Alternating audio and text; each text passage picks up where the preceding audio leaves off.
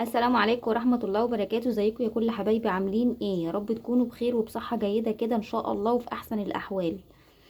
النهاردة بقى نعمل بطاطا وهنشويها مع بعض، مش هنسلقها الجماعة اللي بيسلقوها، لا هنشويها مع بعض. يلا نشوف عملناها ازاي بطريقة جميلة وجبارة وهتعجبكم قوي قوي.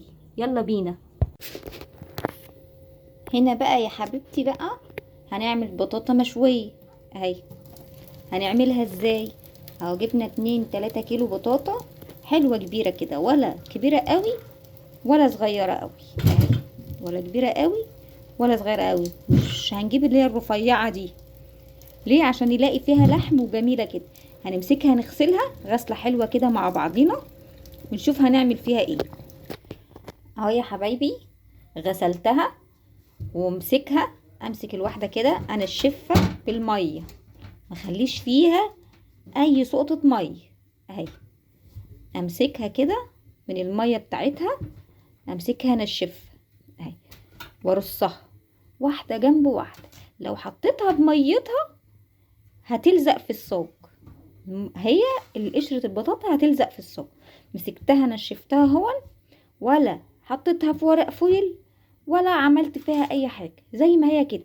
بس قبل ما اغسلها انا قايده الفرن، قايده الفرن البوتاجاز عادي، الفرن بتاعي بتاع البوتاجاز عادي. انا ما رضيتش اعملها في الفرن بره بتاع البوتاجاز الانبوبه بره، عشان في ناس كتير ما عندهاش الفرن ده، فرن الغاز اللي هو بالانبوبه بره ده.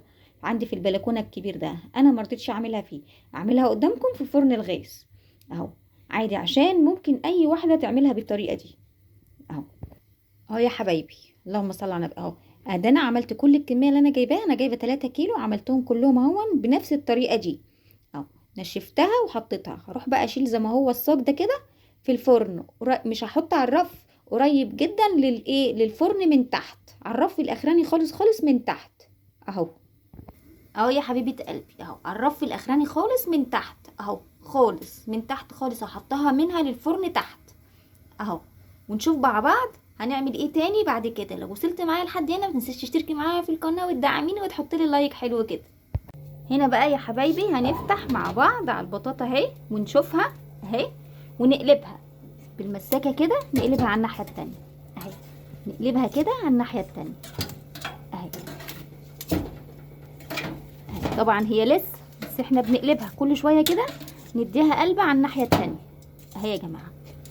طبعا ريحتها جباره وانتوا عارفين اهي اهي. هقلبها كلها كده معاكم اهي يا جماعه. وبكده يا حبايبي كون عملت البطاطا واستوت وتحفه ومنزله عسل اهي وجميله وقلبه ريحه الدنيا وطالعه في الشارع طبعا.